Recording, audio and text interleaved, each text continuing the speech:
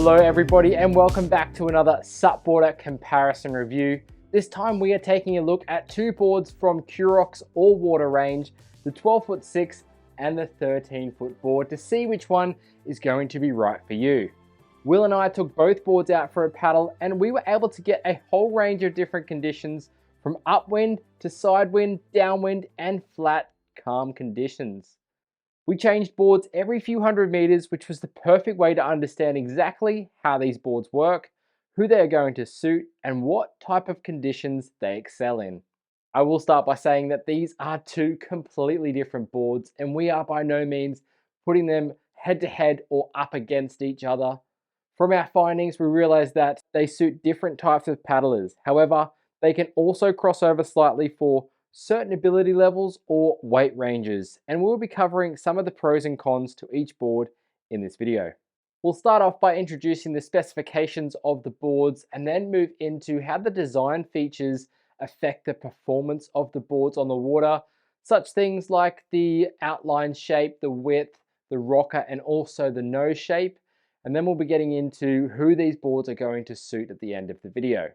Starting off with the 12'6" All Water, it's 12 feet 6 inches long, 30 inches wide, and 6 inches thick. It totals 345 litres of volume and weighs in at 9.5 kilograms or 20.9 pounds. Its recommended rider weight is up to 110 kilograms or 242.5 pounds. Looking at the 13-foot All Water, this is 13 feet long by 31 inches wide and 6 inches thick, totaling 365 litres of volume. It weighs in at 10.5 kilograms or 23.1 pounds. And the recommended rider weight is 120 kilograms or 264.5 pounds. Both of these boards feature the same construction, also the same accessories do come with the package, along with very similar fittings on the boards. We have reviewed each of these boards separately up on SUPboarder, so make sure you do go and check out the respective videos so you are able to get all of the information from there. I'll link to that in the description below, and you'll also see a couple of cards up in the top corner to click on. The first thing we look at when we're thinking of buying a board and comparing different boards is generally the outline shape and the dimensions.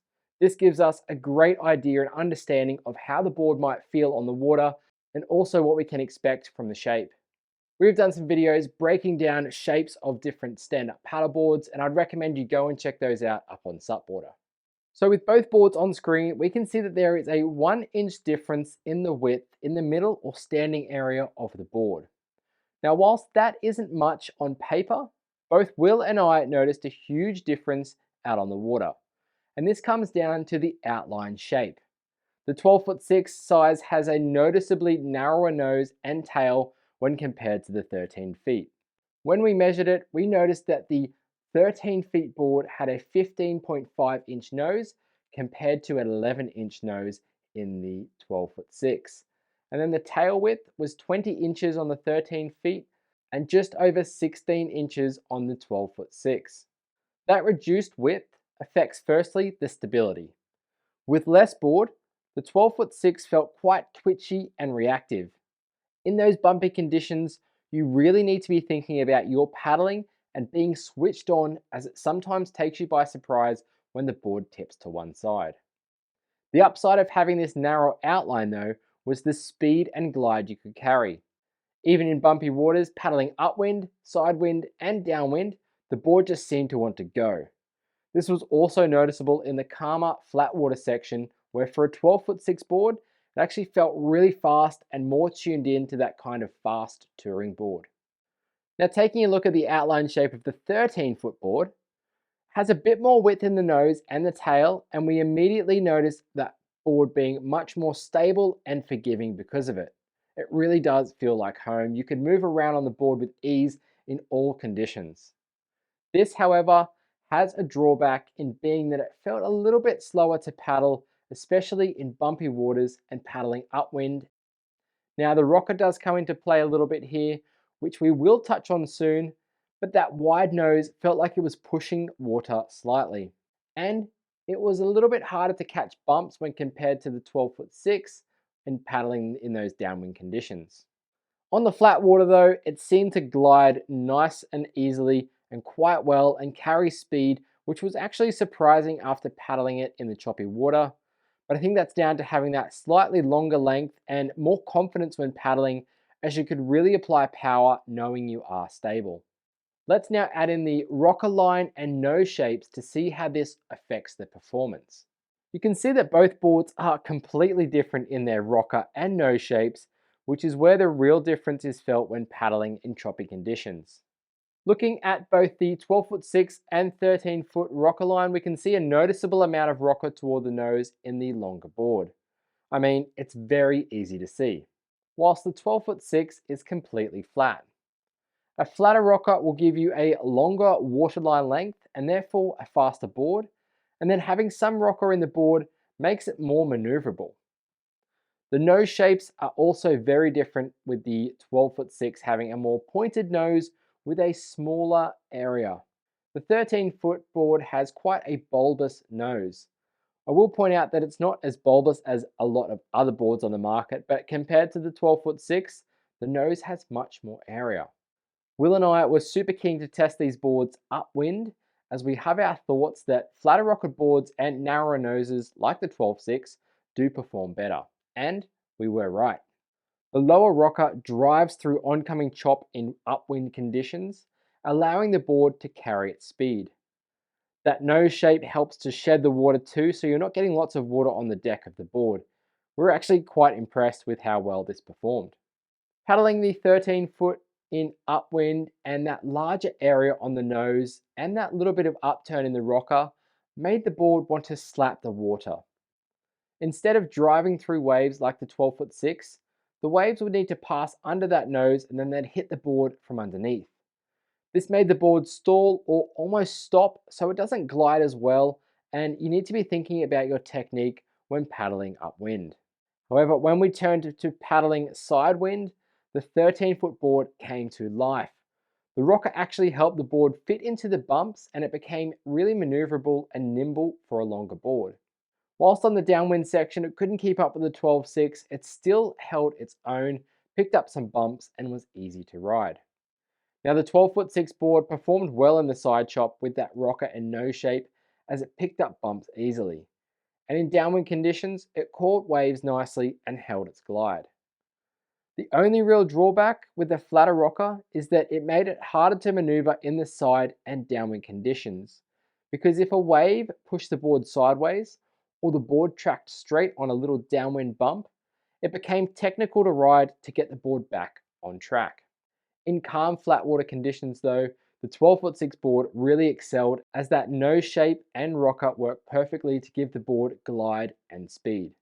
The 13-foot board still performed great in the calm conditions, and referring back to the points we made before, having that longer board will always help with speed. So thinking about these observations and the feedback we had from riding them, you can start to see that these boards are very different and are going to suit different types of paddlers. The 12'6" all water is fast and it works in all types of conditions, but it does lack the comfortability of a stable board, so you need to be thinking about your paddling just that little bit more. Now this isn't an issue for those higher intermediate or advanced riders, as you can really make the most of this board. It actually kind of quadruples as firstly a really great fast cruising or fitness board. You can take it out in the open water, start to learn some downwinding and some paddling in a chop as well. It's going to handle that nicely. Then you can also refer it back to some longer touring day expedition paddles, and it's even set up really well for those overnight adventures when you are wanting to do some SUP expedition. If you're thinking of carrying lots of gear on the 12'6" for an adventure, it may change the stability of the board and become less stable.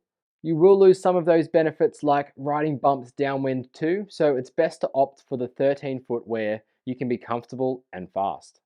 I would highly suggest the beginner riders to check out the 13 feet all water or even the crossover range from Quroc, as you can still do just about everything mentioned, but with a much more stable and suitable board for your skill level.